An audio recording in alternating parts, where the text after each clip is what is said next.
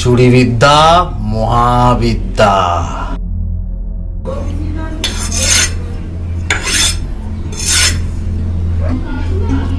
এই চুরি চামারি করতে গেলে ডিপ্লোমার প্রয়োজন হয়। তা তোর কাছে সেরকম কোনো ডিপ্লোমা আছে নাকি বাপ?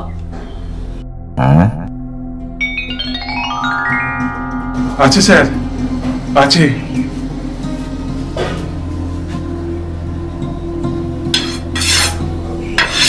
কাকিমা একবার 10 কেজি ঘেঁস কিনতে দিয়েছিল, আমি 8 কেজি এনে 2 কেজির পাশা ঝেপে দিয়েছিলাম।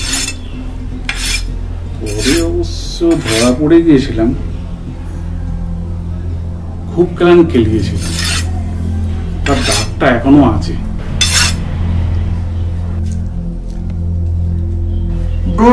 বোকা, ওটা তো বুদ্ধির ক্ষমতাটা কেন?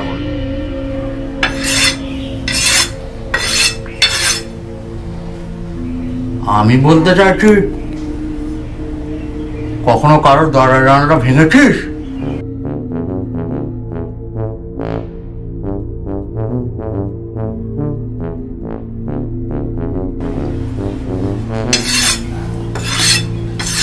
না, সেইভাবে তো জানলা দরজা ভাঙা হয়নি, তবে ওই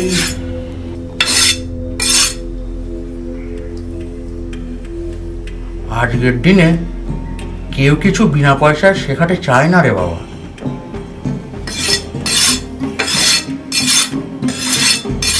এই যুগে চুরি চামারি শিখতে গেলেও টাকা পয়সা লাগে। তুই এক কাজ কর বাবা, তুই প্রতি সপ্তাহে আমাকে 500 টাকা করে দে, আমার ছেলেপিলেরা তোকে চুরি চামারি শিখিয়ে পড়িয়ে নেবে। তা বাবা, তা হঠাৎ দেশে এত ধরনের কাজকর্ম থাকতে চুরি চামারি লাইনে আসতে চাইছিস কেন? বাবার মুখে একবার শুনেছিলাম আমাদের দেশে চোর ডাকাতরা ভারতবর্ষে বড় বড় নেতা মন্ত্রী হয়েছে, তাই ভাবছিলাম স্যার আপনার থেকে একটা ডিপ্লোমা নিয়ে আমি ওই লাইনে ভিড়ে যাব। হব কোনো নয় এক কয়লা মন্ত্রী, নয় শিক্ষামন্ত্রী।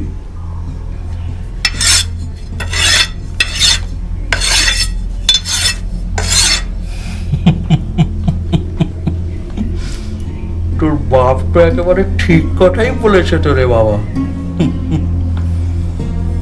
আমাদের দেশে যত বড় বড় নেতা মন্ত্রী আছে তারা তো আমার থেকে ডিপ্লোমা নিয়ে গেছে। এই তো সেদিন লালবাজারের খাকি পোশাক পরা ভদ্রলোক আমার কাছ থেকে ডিপ্লোমা নিয়ে গেল। মিথ্যে বলবো না বাপ, মিথ্যে বলবো না।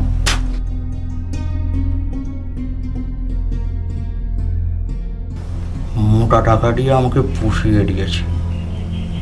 ওই রাস্তার মাঝখানে দাঁড়িয়ে খেটে খাওয়া অসহায় মানুষগুলোর পকেট থেকে জোর জবরদস্তি টাকা চুরি করবে বলে।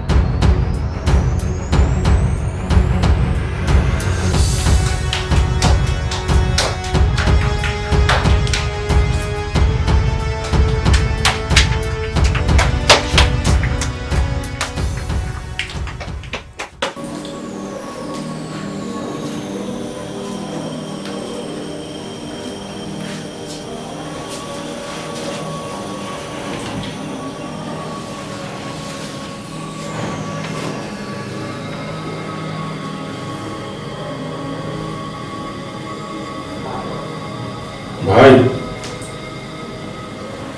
আয়।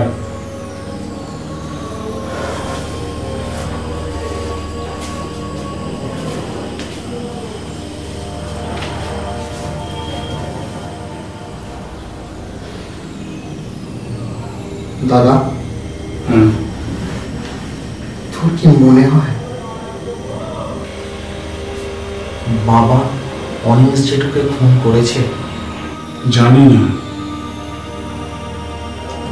বাবা এমন কাজ করবে বলে আমার মনে হয় না।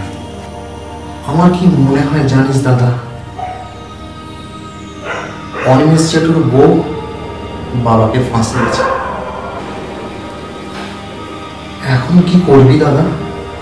আমি ভাবছি একবার থানায় যাব, তুই বরং হসপিটালে মায়ের কাছে যা। ঠিক আছে দাদা।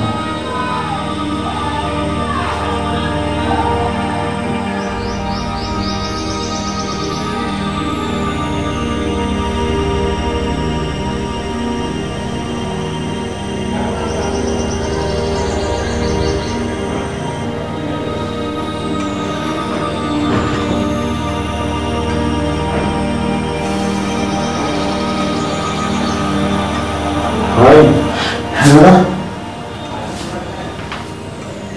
মাকে এখন কিছু জানাস না। মা যদি জিজ্ঞাসা করে বলি বাবা কাজে গেছে, এখন আমাদের অনেক টাকার দরকার তো। ঠিক আছে।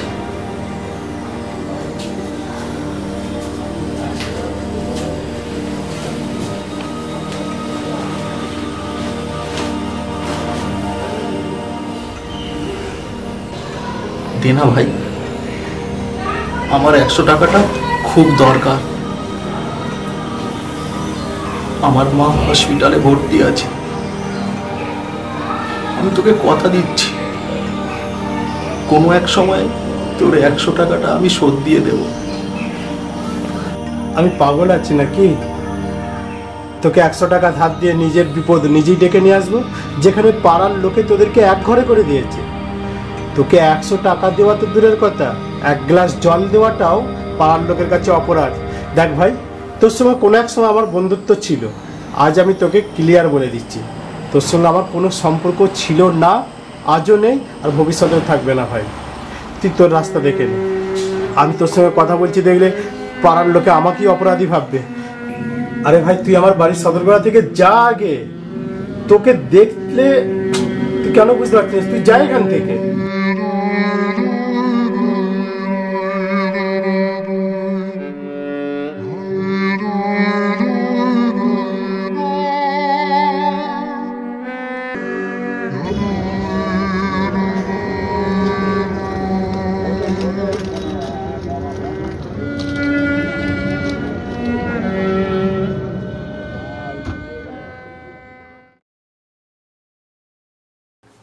পুলিশ কি তোর বাবার কেনা গোলাম? পুলিশ কি তোর বাবার কেনা গোলাম যে তুই বলবি আর পুলিশ সমস্ত কাজ করে রেখে তোর বাবার পিছনে ছুটবে? তোর যা বলার আছে কোর্টে গিয়ে বলবি। তোর বাবার বিরুদ্ধে ওরা সমস্ত প্রমাণ জমা দিয়েছে। তোর বাবার বিরুদ্ধে ওরা সমস্ত প্রমাণ জমা দিয়েছে। তোর বাবার বিরুদ্ধে ওরা সমস্ত প্রমাণ জমা দিয়েছে। চল যা এখান থেকে। আর শোন, তোর বাবাকে যদি কোর্ট থেকে ছাড়িয়ে আনতে পারিস তাহলে তোদের পাছাটা করে দেখিস। রুল বাড়ি দিয়ে মেরে মেরে পাছা তো লাল করে দিয়েছি। চল যা। আর শোন, দ্বিতীয়বার আমায় আসবি না, তাহলে তোর বাপের সঙ্গে তোকেও জেলে করে দেবো, তোকেও জেলে করে দেবো, তোকেও জেলে করে দেবো। তখন বুঝবি পুলিশ কি পারে আর কি পারে না।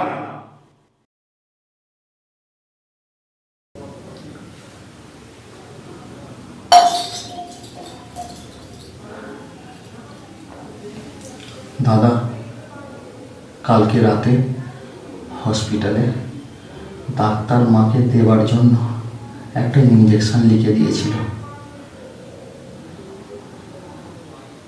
কিন্তু কারোর কাছে কোনো টাকা পয়সা রেখে আসেনি বলে কেউ ইঞ্জেকশন কিনে দেয়নি। তুই ইঞ্জেকশনটা কিনে দিচ্ছিস তো ভাই? হ্যাঁ,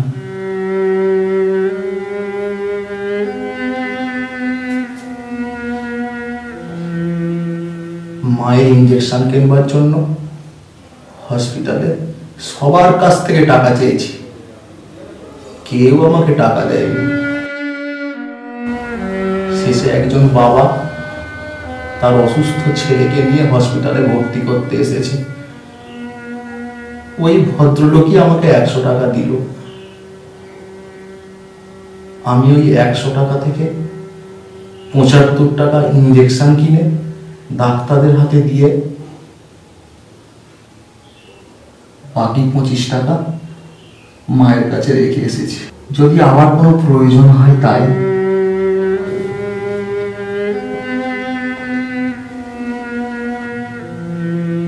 তোর পা দুটো কোমর লাল হয়ে গেছে কেন ভাই? হ্যাঁ হ্যাঁ, ও কিছু নয় রে দাদা, আসলে হসপিটালে অনেকক্ষণ দাঁড়িয়েছিলাম তো তাই। তোর আসতে দেরি হচ্ছে দেখেই আমি বুঝতে পেরেছি তুই হেঁটে যাওয়া আসা করেছিস। আরে ভাই,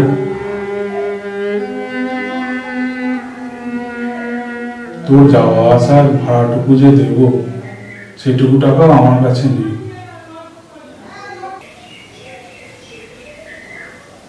দাদা, থানায় পুলিশ কি বললো রে? বাবার বিরুদ্ধে ওরা সব প্রমাণ জমা দিয়েছে।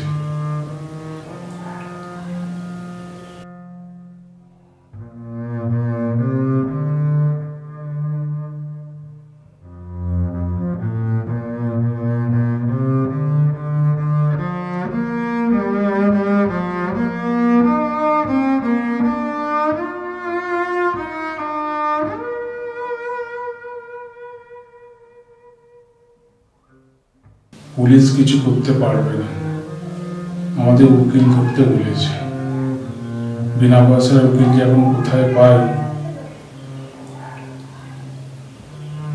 বাবাকে বোধহয় আমরা ছাড়াতে পারবো না। এবার কি তাহলে আমরা সর্বশান্ত হয়ে যাব দাদা? জানি না, তবে আমাদের সাথে যাই হয়ে যাক, আমরা দু ভাই কখনো আলাদা হব না।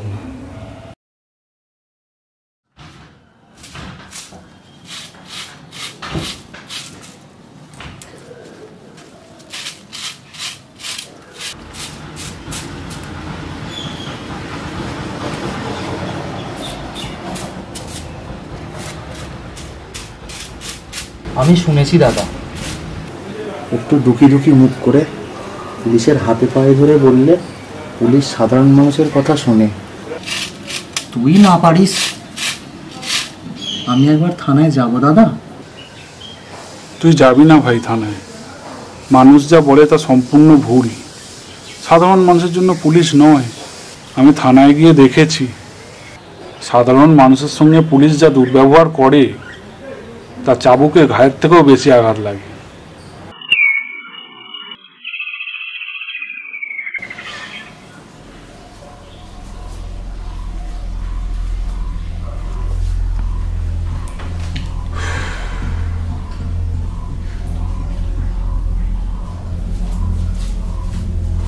দাদা,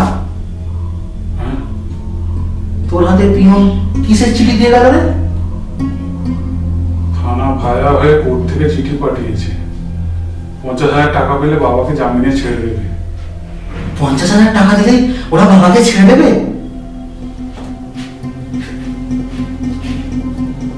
50,000 টাকা পেলে জামিনে ছেড়ে দেবে, কিন্তু কেসটা চলতে থাকবে। আমি ভাবছি এতগুলো টাকা কোথা থেকে পাবো।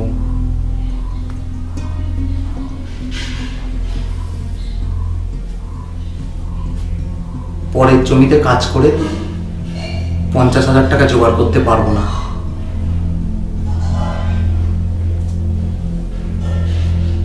আমাদের অন্য কিছু ভাবতে হবে। অন্য কিছু ভাবতে হবে মানে? কি ভাববো? তুই জানিস না দাদা, মা প্রত্যেকবার হসপিটালে গেলে বাবার কথা জিজ্ঞাসা করে।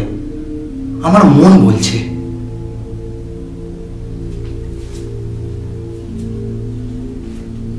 বাবা একবার মায়ের কাছে গিয়ে দাঁড়ালে মা ঠিক সুস্থ হয়ে যাবে। যেমন করেই হোক আমাদের টাকাটা জোগাড় করতেই হবে। যেমন করেই মানে? তুই কি 50,000 টাকা জোগাড় করতে লোকের ঘরে সিন্ধুক ভাঙবি নাকি? প্রয়োজন হলে তাই ভাবো।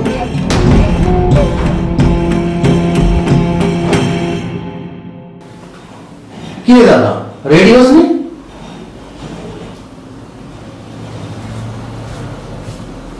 আজকে কাজে যাবি না নাকি? না,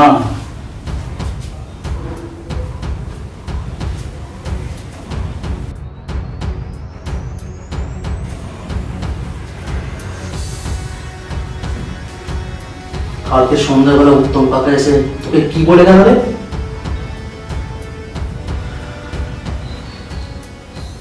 মাঝরাতে আমার ঘুমটা ভেঙে যেতে দেখেছি, তুই সারা রাত জেগে বসে আছিস। যেটুকু আশা ছিল সেটুকুও নিভে গেল। গ্রামের মানুষ প্রধানকে নিয়ে সিদ্ধান্ত নিয়েছে, আমাদের পুরোপুরি ঘরে করে দিয়েছে।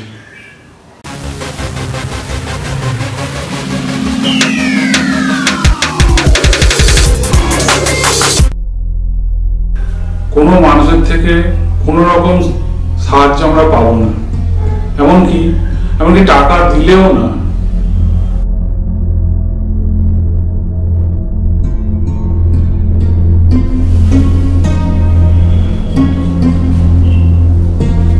এবার আমাদের কি হবে দাদা? তোর কথাই ঠিক, পেটের খিদে মেটাতে লোকের সিন্ধুকই ভাঙতে হবে। তাতেও কি লাভ হবে আমাদের? সিন্ধুক ভেঙে নিয়ে এসে টাকা দিলেও তো কেউ আমাদের চাল ডাল আর দেবে না।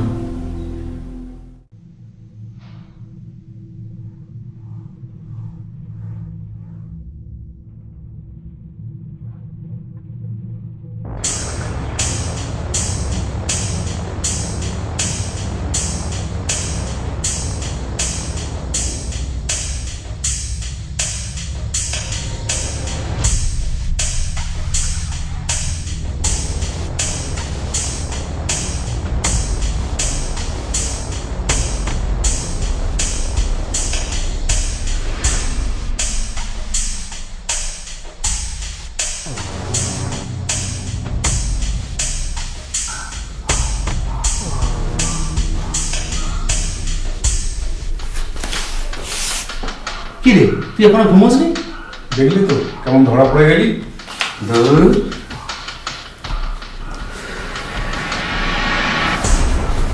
আমি তোর পাশে শুনিনি তাই তুই জেগে আছিস। হ্যাঁ, যার বাড়িতে চুরি করতে যাবো সে কি আমাকে ধরার জন্য জেগে শুয়ে থাকবে? দেখ ভাই, এসব লাইনে কাজ করতে গেলে অনেক ফরওয়ার্ড হতে হয়, অনেক সাহসী হতে হয়, অনেক কথা জানতে হয়। ঠিক আছে, কাল থেকে নয় আমি সেরকম ধরনের প্র্যাকটিস করব।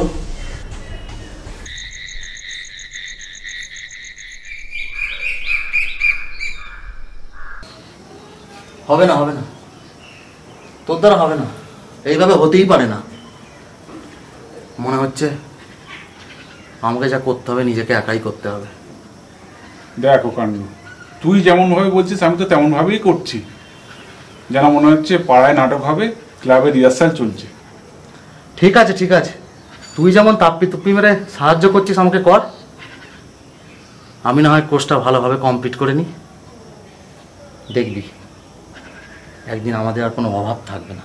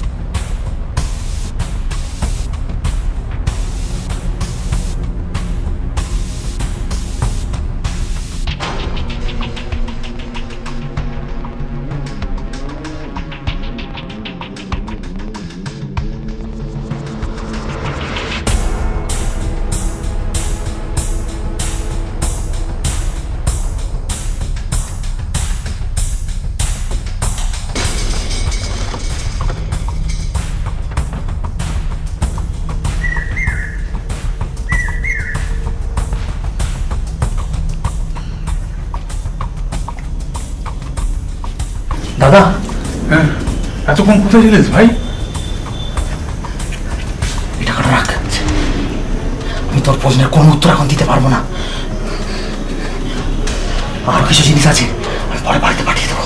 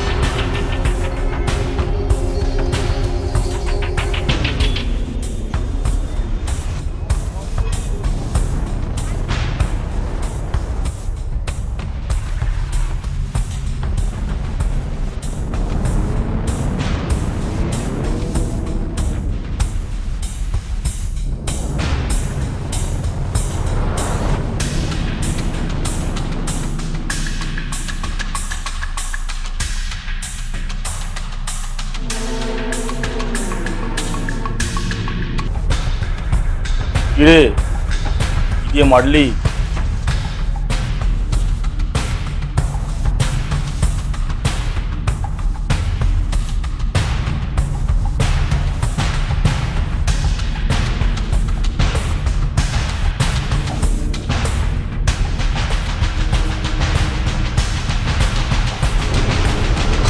দেখ ভাই, নতুন বাড়ি কিনে বাবাকে হসপিটাল থেকে বাড়িতে এনে ঘরে নতুন এসি লাগিয়ে দিয়ে তুই সেই যে গেলি আর বাড়ি ফিরলি না। এদিকে বাবা আমায় প্রতিদিন প্রশ্ন করছে তুই কি কাজ করিস। আমি তো বাবাকে সত্যিটা বলতে পারছি না। বলছি কি ভাই, এখন তো আমাদের আর কোনো কিছুর অভাব নেই, তাই তুই ওই লাইন ছেড়ে বাড়ি ফিরে চলে আয়। তুই যে পথে পা বাড়িয়েছিস এটা পাপের পথ। এখনো সময় আছে রে ভাই। পুলিশের কাছে নিজেকে স্যালেন্ডার করে দিয়ে ওই পাপের পথ থেকে বেরিয়ে আয়। পাপ পুণ্যের বিচার করার তুই কে রে দাদা? স্বয়ং ভগবান এখনো পর্যন্ত পাপ পুণ্যের বিচার করে উঠতে পারেনি, সেখানে মানুষ তো দূরের কথা।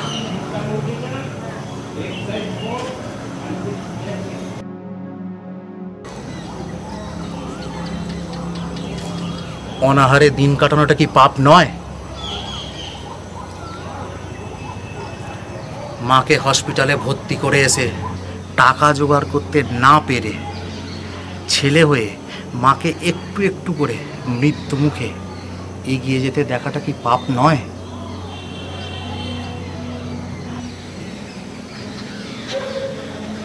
মিথ্যে জালে ফাঁসিয়ে বাবাকে যখন পুলিশে তুলে নিয়ে গেল, টাকা জোগাড় করতে না পেরে ছেলে হয়ে বাবাকে বন্দি ঘরে থাকতে দেখাটা কি পাপ নয়?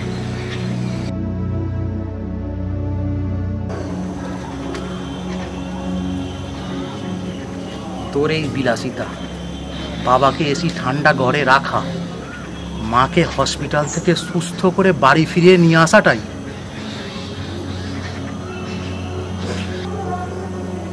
আমার পুণ্যি বলেই মনে হয়। আর এই পুণ্যিটা অর্জন করতে পেরেছি কিছু উচ্চতর মানুষের মাথা কেটে মাটিতে ফেলে দিয়েছি বলেই। যে গ্রামের মানুষ একতা হয়ে প্রধানকে সঙ্গে নিয়ে আমাদেরকে এক ঘরে করে দিয়েছিল, সেই প্রধানকেই মোটা টাকা ডোনেট করে প্রধান থেকে এমএলএ করে দিয়েছি আরও কিছু পুণ্যিটা সঞ্চয় করব বলে।